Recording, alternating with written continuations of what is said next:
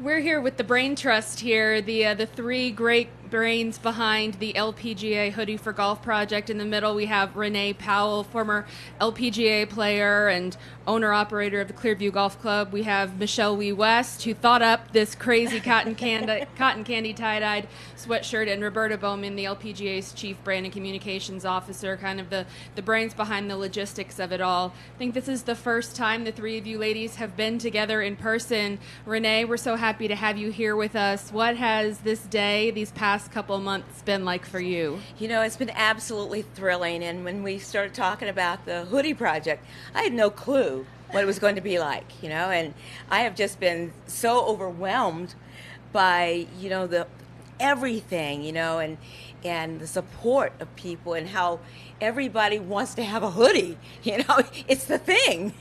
And it's been absolutely amazing. And then, working with Michelle and, the fact that she came up with this idea of something that was going to really help to not only change the face of golf, but also with two charities, of which, of course, I'm very much involved with. And then talking to Roberta, so you're right. The three of us have been on calls, but this is the first time that we've actually met each other person to person, face to face. Love it. Michelle, I know Kenna's the number one baby. Maybe the dog's right up there, but this has got to be up there with it. And I would think it's got to be great for you, having talked to her over the Zoom a lot, but to finally get to meet Renee, the woman behind this, does that make it feel even better for you? Oh, it's been so special today for all three of us to be in the same room. I feel like with Zoom and everything these days, it really felt like we were in person. But just over the years, very inspired by our founders and, Ms. Powell and everything that she's done. Representation matters. I've experienced it for myself, how important that is. And, what this hoodie has done, it's been, like she said, it's been overwhelmingly amazing, and it's been a whirlwind so far, and excited to see what more we can do. Awesome. Roberta, what's it like to see this all come together, just the germ of an idea, and how fulfilling it is for you to see it coming together? It absolutely is, and it just goes to show the power of partnerships and vision. And we went into this not knowing what would happen, and to think that over 10,000 people have bought these hoodies, and more importantly that we've raised $225,000 through that for these important organizations that are changing the face of golf. I know all of us at the LPGA are so proud and so grateful for this effort. And Renee, we've got quite a benefit going on tomorrow. Can you tell us a little bit about tomorrow's excitement? I am so, to know what was going on. I didn't know what it was going to look like in the beginning, and then I kept getting updates, and it's like, oh my gosh, something that my association has been, involved with putting together, and then to have the KPMG behind it too. Something is completely different, and to feel the excitement and the enthusiasm of everybody, and again, I've talked to people on the phone, and then to meet everybody in person, and just, I think it's a passion that began with Michelle and the hoodie project, that campaign, and then everything that's been happening, to pull together Roberta insisted on calling it the Renee Powell Clearview Legacy Benefit, and I'm thrilled with that. I mean, it's going to be something that's going to, with 75 years ago, my father began building Clearview Golf Course, and the first 9 holes he literally built by hand. And if you can imagine somebody with a hand seater around his neck, turning it and walking every step of the way down every fairway, it's hard for me. I see it every day. It's hard for me to even comprehend. But this is going to benefit so many things that we do. We have it's a 501c3 foundation there. It's a Clearview Legacy Foundation for Education, Preservation, and Turfgrass Research. And so, the 75th year, what a perfect year. I only wish my mom and dad were here, but gosh, they would be older. But I know that they are looking down and watching, and the whole legacy of what Clearview is all about. It's such a significant part of American history, and to be able to and I've always, tried to do different things, but to have a partnership, as Roberta said, as what we are doing is so important. And so we have some hefty goals, to get to by the end of the year. And, we're with everyone working together, I think we're going to get there. Awesome. We'll open it up for some questions. We'll start down on the end with Jeff. Hi, Renee. What's the day-to-day like at Clearview, and how concerned were you that your father's love that he put into that project was not going to be preserved? Do you know what? I feel this way.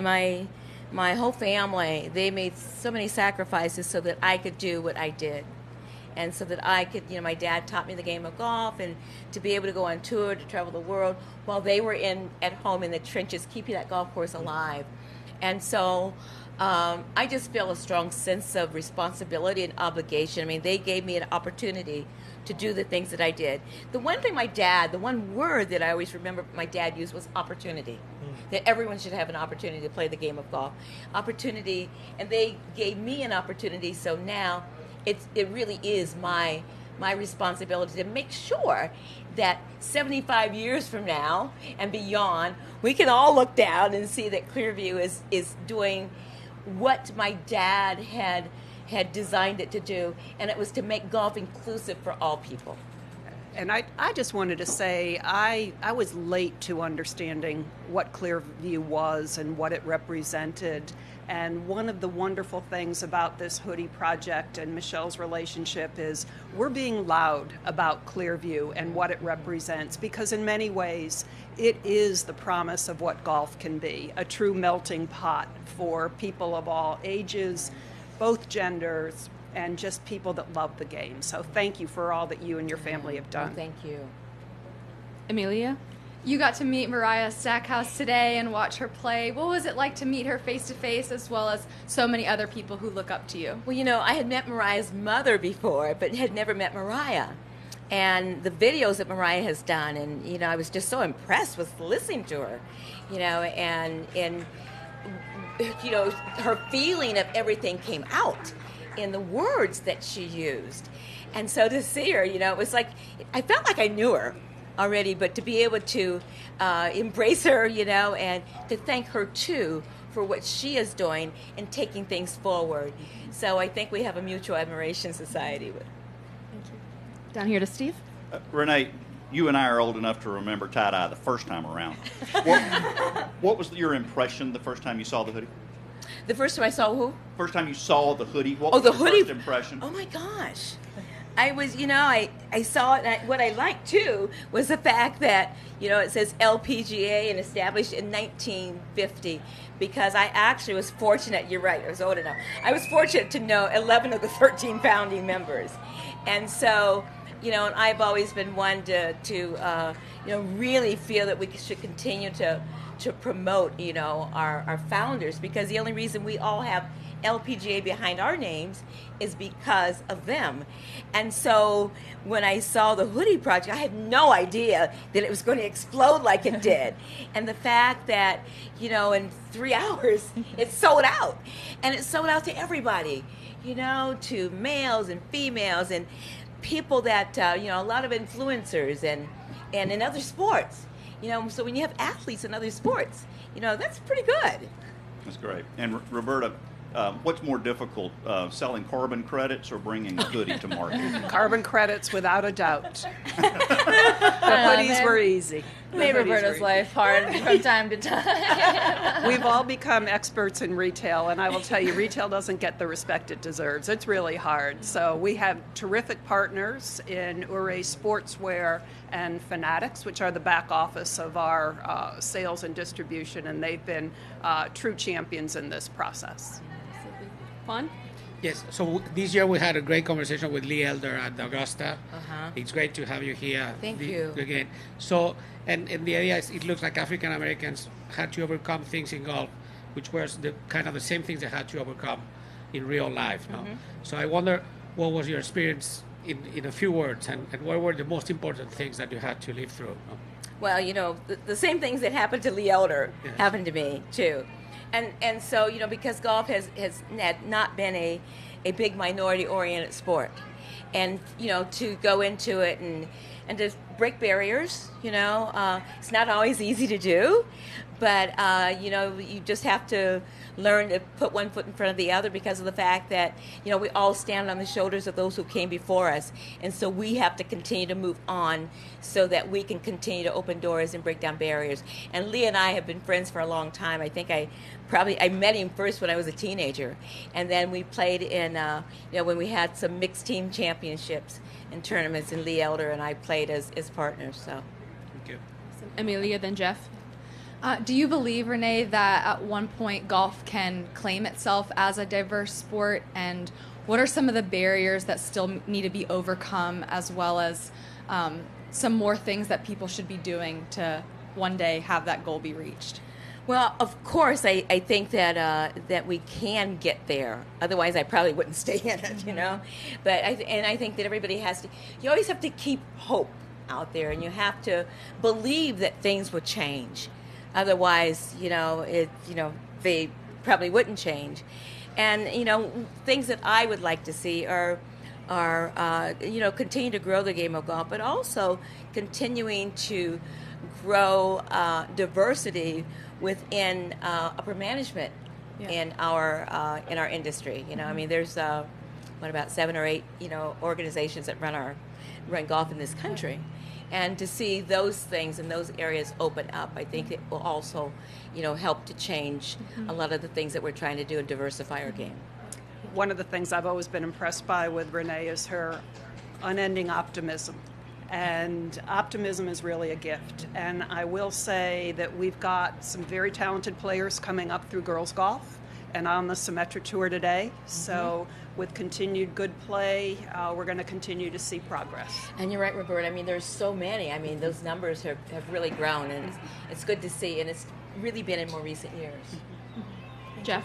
Yes, Michelle, what were your initial goals here, and what's it been like to watch it take off? Why do you feel it has such traction? We were just talking about that on the way here, and I was thinking, if you raise $50,000 for the charities, that would be great. But $225,000 so far, it's wild. It's beyond our wildest dreams, and the seeing support of dads out there and people that you normally, or people that I didn't know played golf. Athletes that I didn't know play golf, nonetheless watched our tour. So it's been so much fun to see people show their support. And like Roberta, I didn't know, unfortunately, about Clearwater until we started this. And Clearview. Sorry, I just thought. Clearview. It's been a long day. It's been the heat along. And just really learning about it has been incredible. There's the stories and all of that. So it's been eye-opening to me. So it's been an educational journey for me as well. And, like Renee and Roberta said, making this game inclusive, it's a beautiful game. It's a stressful game at times, but a beautiful game. And, the opportunity should be given to all those who want to play it. If I can just add, though, that we've done merchandise before, but usually it's LPGA with a whisper. I think with this logo and this hoodie, it's LPGA with a shout. And to see the people proudly wearing it has been, I think, one of the most gratifying aspects of this. Oh, yeah, totally. Here to Leia. So all proceeds from the hoodie go towards both Clearview Legacy Foundation and the LPGA Renee Powell Fund. Renee, I know you had a chance to meet some LPGA USGA Girls Golf members today as you were following Mariah and Michelle. So could you talk more about the mission? And Michelle, I'd love to hear from you after. Just the mission to change the face of golf. Well, I for a long time was sort of a lone ranger out there, when I played on the LPGA Tour. And I met so many young ladies out there who walked up to me and actually knew who I was, right?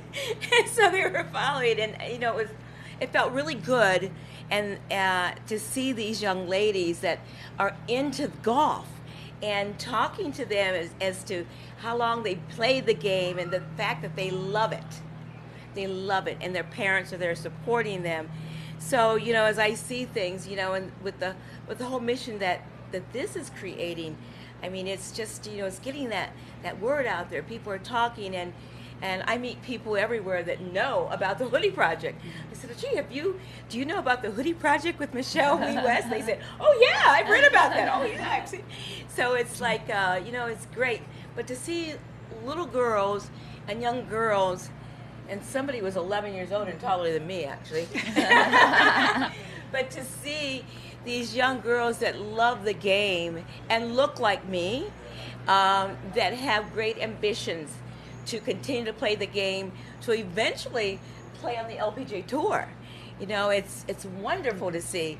And they are so positive, which is good. And so, they have goals and they're competing. And I have never seen so many young girls of color that are playing the game and loving the game. So it makes me feel really good about it.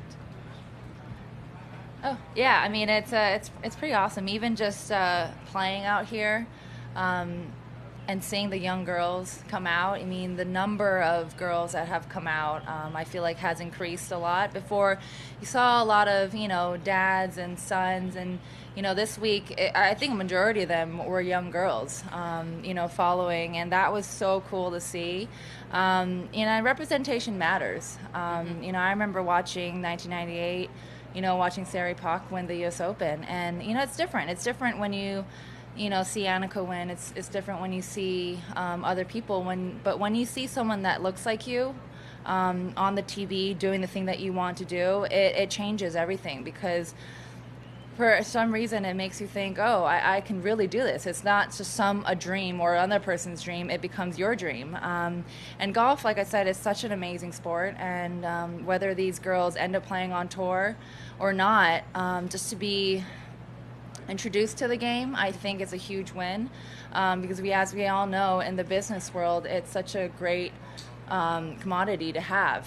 It opens a lot of doors for women in general that know the game in the business world. So I think just having the opportunity to get introduced to the game is a huge win. And I want to add something. I first saw Michelle when she was, I think, 12 years old at Westfield in Ohio, playing the PGA Junior. And the thing that impressed me was that she was standing. She was right around the green, and where you could chip and whatnot, and it was rough. It was rough there, right? And she chipped 3 balls in the hole, one right after another. And it's like, oh my gosh, this young girl.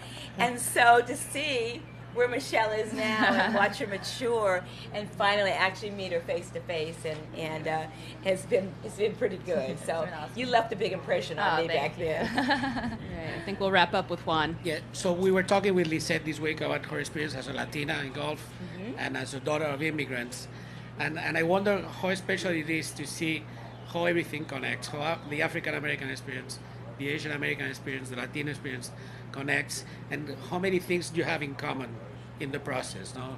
Yeah, and I think we do have a lot in common, because we're out there, we have goals, and there have been difficulties at times, but yet still, nobody gives up. You continue to work, and I think it does create a bond between you, because you all have something.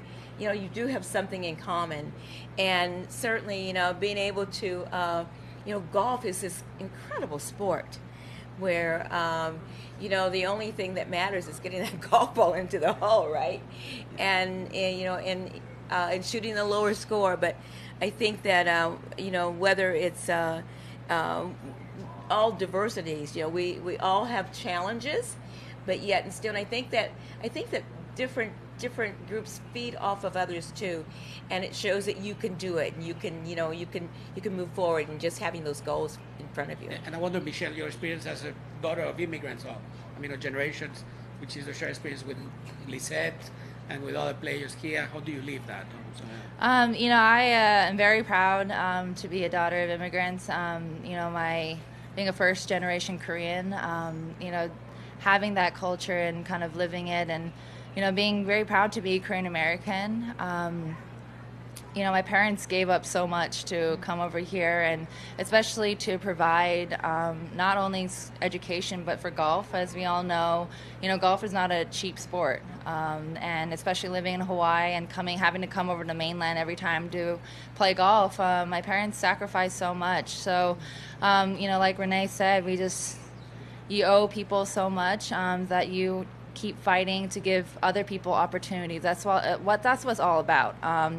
It doesn't matter how good you are. It doesn't matter how talented you are. If you aren't given a golf club, if you aren't given the opportunity or access to the sport, it doesn't matter. You can never, showcase it and whatnot. And, if I didn't have that opportunity, if that opportunity wasn't given to me, none of this would have happened to me. So it's, kind of, my and our responsibility to give opportunity to the future, to the kids. Yeah. If I may, though, if you're a woman in golf, or if you're a woman in pro sports, we're all on the same team. There's huge opportunity for us for representation and inclusion, and our journeys may be different, but our goals are the same. Very well put. Well, thank you so much, ladies. Roberta, Renee, Michelle, you guys are inspirational to Thank all you. of us. We're all happy to be on this team. And I'm wearing my hoodie when it cools off a little. The breeze feels good. Yes, yes. There's water there. Thank you, ladies, so Thank much. you. Thank you. Thank you.